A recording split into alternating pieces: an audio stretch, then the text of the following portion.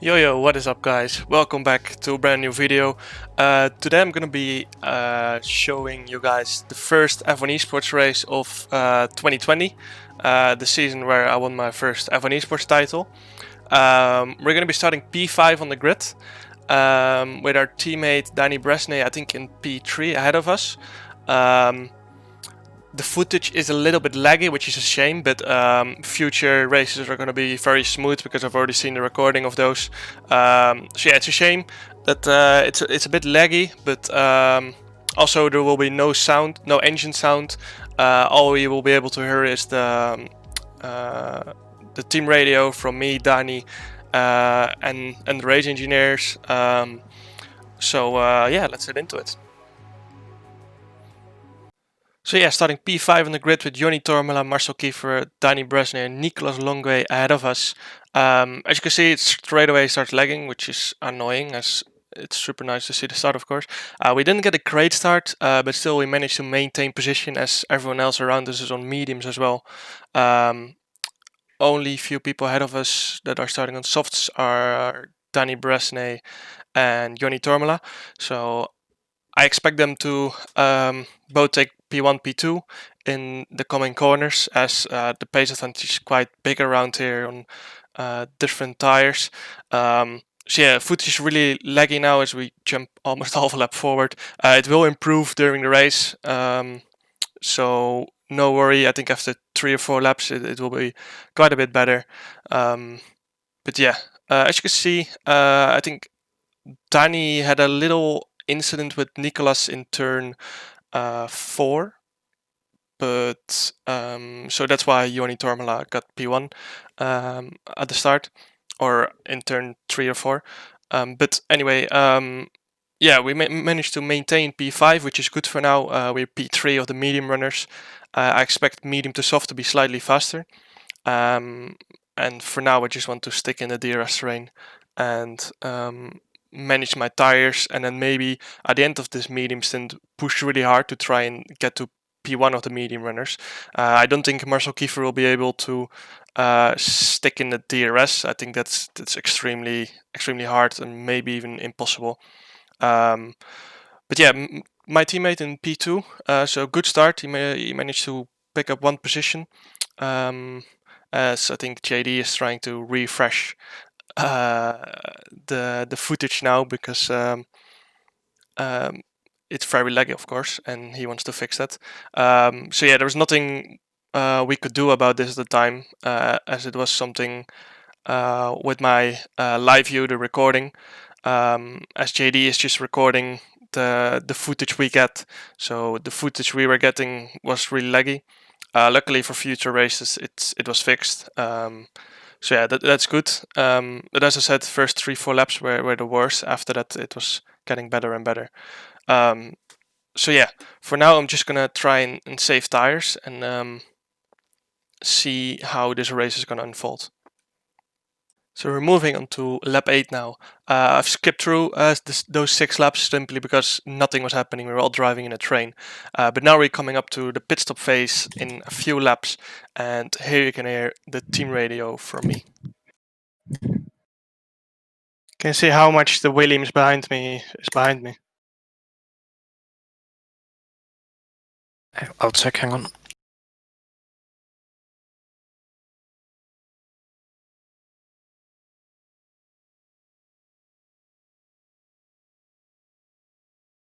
At the moment, Caraton about 2.5 behind you, Jano.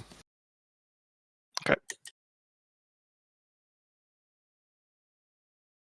On mediums, I assume? Yeah, pretty much everyone's on mediums. Now, the reason I asked for that is because the Williams is after us in the pit lane. So if he is 2.5 seconds behind me, I probably won't get held. But if it's 3, if it's around 3, then I'm gonna get held in the pits, which is not what we want because we can't afford to lose any time. So if the gap stays the same, that's perfect for us. So yeah, that's super important because we really don't want to lose half a second or a second in the pits, as it might ruin your race completely if you just get behind someone or not. So at the moment, I'm looking to probably pit end of lap 10, end of lap 11. Basically, the pit stop window is on this strategy, pitting end lap 10 or end of lap 13. You can go in between of those, of course, depending on what everyone else does. But at the moment, I want to do the opposite to Nicolas Longuet and Marcel Kiefer, simply because I felt like I wasn't gonna be able to pass them um, on track. So I was thinking they're gonna pit, but they were not. Um, so that's why I didn't follow them in the slipstream, because I was gonna do the opposite. But now at the end of lap 10, if they don't pit, I'm gonna pit. So I think Marcel and Nicolas Longe are gonna battle here in a second. Is something not what I wanted, because that makes Yoni and Danny pull away massively, of course. If they battle a lot. So yeah, you can see I'm just saving up as much ERS as possible, and then if they stay out, I can use all of that on my outlap, and if they pit, then I can use all of it on my inlap. So yeah, pitting end of lap 10 is really aggressive, as tire wear on the softs is quite high, so doing 10 laps on softs is really tricky. You're almost getting to puncture territory towards the end of the race. So yeah, I'm just gonna try and stay super close behind Nicolas and Marcel. Basically, want to drive in the pits like 2 tenths behind them if they don't pit. So I plan to pit if they don't pit. And yeah, I basically gonna try the undercut. And as you can see in a second, they are not gonna pit, and I am. And I think following me is Frederick Rasmussen and Alvaro Carreton. And the gap to Carreton was, as you just heard a few seconds ago, 1.5 seconds. So I'm not going to get held by him, which is super, of course, because yeah, this makes the undercut even more powerful. I think the undercut's going to be like 2 to 3 seconds if I nail it. Freddy really close behind me, coming out of his pit box, and if there's a small lag moment, coming out just ahead of Bono Huis, and Freddy gets in between him. So yeah, this is perfect for us, as now we have a little bit of breathing space between me and Freddy, and I'm around a second behind James Baldwin, but as he has no DRS, this is going to be quite an easy pass. Also, James being in the same team as me, Velocio, of course, he's not going to fight me too much, as we need to help each other a little bit in certain situations. So yeah, these guys already pitted. They started on softs, went for the undercut, and right now on this straight, I'm going to get DRS, as James gets a bit of a slide mid corner, which makes it even more easy. He's not gonna fight it, as it will only harm his own race more as well, of course, if he fights me now, as I'm gonna get past anyway. So yeah, Marcel and Longway are both gonna pit this lap, and as you can see, purple middle sector for me. I'm quite far behind the top two, of course, but they're on old mediums and I'm on new softs, of course. And I still have a lot of battery left. As you can see, it's around 60-70%. So yeah, in a second you can see how big the undercut was, because I was around a second behind Marcel, and he is coming out of the pits right now, and I'm like 3 seconds ahead. And not to mention that Marcel is going to come out behind an absolute shit ton of traffic. So this is played perfectly now. But we shouldn't forget as well that my softs are gonna be really bad at the end of the race. So we need to overtake both Yoni and my teammate before the last lap, probably, as I think the last lap is where the softs are really gonna be bad. But the same for I think Yoni and Dani, as they pitted quite early. I think so. They're gonna do like 15 to 13 laps on mediums, which is quite long, because I think Yoni went for a very aggressive undercut on Dani. but Danny has managed to overtake him back again and is leading the race now. So yeah, as you can see, it's very close between me and Freddy. I really have to stay out of his DRS, which is why I'm using my battery on this lap quite a lot. But I think Freddy went even more aggressive with his battery, so I'm going to use it on this little straight, and then the detection zone is right before the last corner. So I just managed to stay out as I missed the last corner a bit, which is very frustrating. Missed the apex. As you can see, the remainder of the medium runners are pitting now, as Freddy sets the fastest lap of the race. But I was quite sure at the time that he had no ERS left, as he used quite a lot to get past the traffic probably. So yeah, I can still use a little bit on this lap, and this is the lap I really have to be safe from Freddy, because if not, then I pull him along and I pull Marcel along as well, who has obviously a lot fresher tires. Well, it's only one lap, but because the tire wear in Bahrain is so high, he's going to have quite the advantage, especially in the last 1 or 2 laps. So yeah, you can see I pulled quite a big of a gap to Freddy in the middle sector. I felt like the Red Bulls were running quite low downforce at the time. So that's why I gained so much in the middle sector, and that's why I also probably was a little bit better on tire wear. But then at the same time, they are regaining their ERS a little bit faster because they're on lower downforce. So yeah, we're gaining quite a bit of time to the top 2, of course. I think we've gained 4 seconds in the past 3 laps. That difference is obviously going to shrink in the coming laps, and it won't be easy to get past Yoni as well because he has the DRS of Danny again. So yeah, I'm safe from Freddy now. I've gained around 6 tenths to him on this lap. So yeah, that was crucial. Now I just need to close the gap to Yoni and Danny as fast as possible. As we now move on 2 laps later, we are in lap 15. It's crucial that I'm going to get in the DRS of Joni Tormela ahead of me now. I'm not straight away going to try and pass him, of course, as I need to recharge my ERS. As you can see, I'm quite low. I'm on 25 to 30%. But I'm going to get DRS, luckily, on this straight. Just nipped in is DRS on the detection, and that's going to help me now because you have basically more speed arriving into turn 1, which means more friction through the brakes, and that regains your ERS more. Plus your braking zone is longer as well. So again, that regains your ERS faster, and you're basically spending less time on the straight. So less time full throttle, which means you're using less ERS. So you're just regaining so much more ERS, as you can see the footage is being extremely laggy again. But now I'm really close to Joni Tormela, and because we're still faster, we still have the tire advantage, we're going to force him to use his ERS, which both helps me to pass him in a few laps, and also helping my teammate that he won't be under pressure as much later on. But as you can see, Marcel Kiefer got past Frederick Rasmussen for P4, and Marcel is of course going to be faster, I think so, because he has fresher tires. But still, I think we're doing a really solid job pace-wise, because the 1 lap fresher tires are quite a big advantage pace-wise over those 10 laps. But still, Marcel hasn't really gained that much to us. So yeah, I think on this lap I'm not gonna have a go at Joni yet, because you can see on every straight he is using the overtake button. And we don't want to use too much ERS to get past him. I want to have the advantage of the DRS from him and regain my ERS, so we can pull along Danny in those last few laps to try and get a 1-2.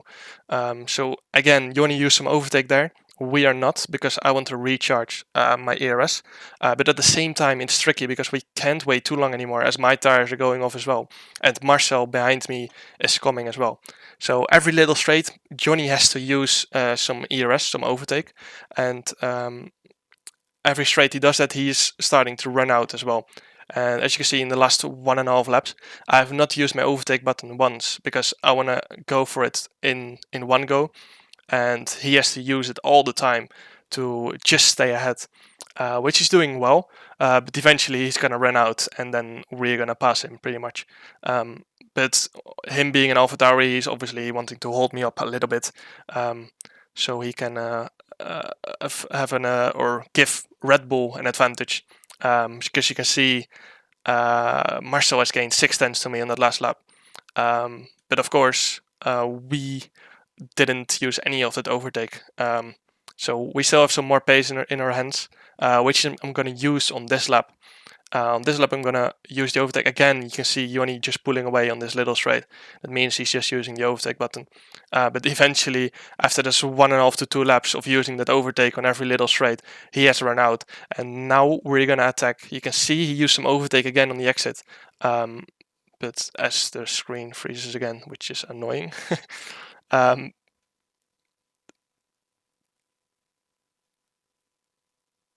We made the move, but the footage was frozen. So that's another deal. Now I'm just gonna sit back for one more lap behind my teammate before I pass him on the main straight and try and pull him along as well. As you can see, Marcel Kiefer P4, Nicolas Longway P5. So Nicolas Longway did get past Frederik Rasmussen. Freddie probably struggling with tires a little bit, but if you remember it correct, Freddie was only 1 second behind me after the pit stops, which shows that he is struggling on tires, and we're doing a really good job at maintaining our pace on those older tires. I think Joni is going to drop back quite a bit as well in the coming laps because he's on very old mediums, of course. But now I'm going to try and get as close as possible to Danny before activating the DRS on the main straight and getting past him. So Johnny still P3. I think Freddy P6, if I see it correctly on the minimap. Going into this race, we knew for the season Red Bull was going to be our biggest threat. As you can see now, making the move on my teammate on the main straight, and now I'm going to try and push as hard as possible to pull Danny along to try and get that 1-2 finish, because I think both of us are going to struggle with tires at some point. You can see the little warning in the bottom right of my screen, the yellow tire marker. That means that my tires are quite old. You can see 60% on the rears, and I think tire wear is around 7 to 8%, which means we're going to finish with over 70% on the rear tires. So we're really pushing the tires to the limit here, as Marcel has gone into P3, overtaking Joni Tormela. You can see your car's rotating really easily around that slow corner because the rears are just gone and the fronts are still quite okay. But yeah, Marcel is becoming a serious threat now, as you can see behind me. He's pulling very close to my teammate now, as he's only 1.1 seconds behind. So we have to push flat out to try and get this 1-2 finish, because my teammate is going to get DRS again on the main straight, and we don't want to battle, of course, going into turn 1. But if Marcel is too close, then he has to, because otherwise he's going to get overtaken.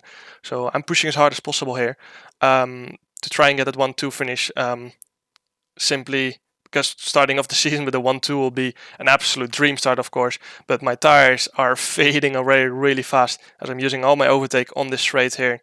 And on this last lap, I remember correctly, I was really, really struggling with the rear tires. Going into turn 1, my teammate was luckily safe of Marcel Kiefer, but on every little straight, we're going to deplete our energy recovery system. Because otherwise our teammate is under threat, or we are under threat as well, from my teammate basically. So yeah, I'm pushing flat out on this last lap, because otherwise we're simply not going to get a 1-2 finish. Marcel having that 1 lap fresher tires, and I think he was in traffic, so he probably could save a little bit of tires behind his teammate. Maybe we pulled him along for a few laps. So yeah, you can see going through this corner, I'm struggling a lot with the rear, and my teammate getting DRS on this little straight again. So you can see how close he's going to get going into this corner. As in the bottom right, you can see now the tire warning is red, which means we are well above 70% tire wear. You can see I'm basically putting in almost no steering lock through these corners, as the rears are completely finished. And now in this final straight, I'm going to use all of my ears again to try and stay ahead of my teammate, which we managed to do. And coming out of the last corner, we are going to take, I think, if I remember correctly, the third 1-2 finish in F1 Esports history, and my first win of the F1 2020 esports season. As you can see, the bottom right, the tire warning is now completely red. So yeah, we really pushed it there, and we absolutely nailed the strategy. Both me and Danny starting P3, P5. Also, another record we got was starting from P5 is the furthest away someone has won a race from, basically. So yeah, that's a little bit of history. Starting from P5, I mean, it doesn't seem that far back if you compare it to real life, where I think Fernando Alonso won from P11 or P12 in Valencia. But yeah, considering we have equal cars, we struggle a lot more to get through the field, of course. Also, we have a really short race and no safety cars. So yeah, really happy, of course, with that first win. Absolute dream start to the season. And in the coming weeks, I'm gonna be uploading more of these F1 Esports videos. As you can see, me with my David Tonitza character on the podium. 1-2 for Alfa Romeo. Absolute dream start to the season. So yeah, I'm not sure when I'm uploading the second one, which is Vietnam. Really fun race. First race on Vietnam ever. Was quite good qualifying for me. I got pole there, so I can't wait to upload that one as well. I'm not sure if we have the qualifying as well from there. I hope we do, because then I will include the qualifying as well. But yeah, as you can see, P1, P2, Marcel Kiefer P3, and crucial that Frederick Rasmussen finished P6, as he is most likely one of our biggest threats we expected at the time. So yeah, absolute amazing start. Very happy with that, and I can't wait to upload the next F1 Esports video. I hope I can upload it on Monday straight away. That'll be amazing. But anyway, thank you guys for watching. Make sure to like and subscribe if you liked the video, and see you guys next time.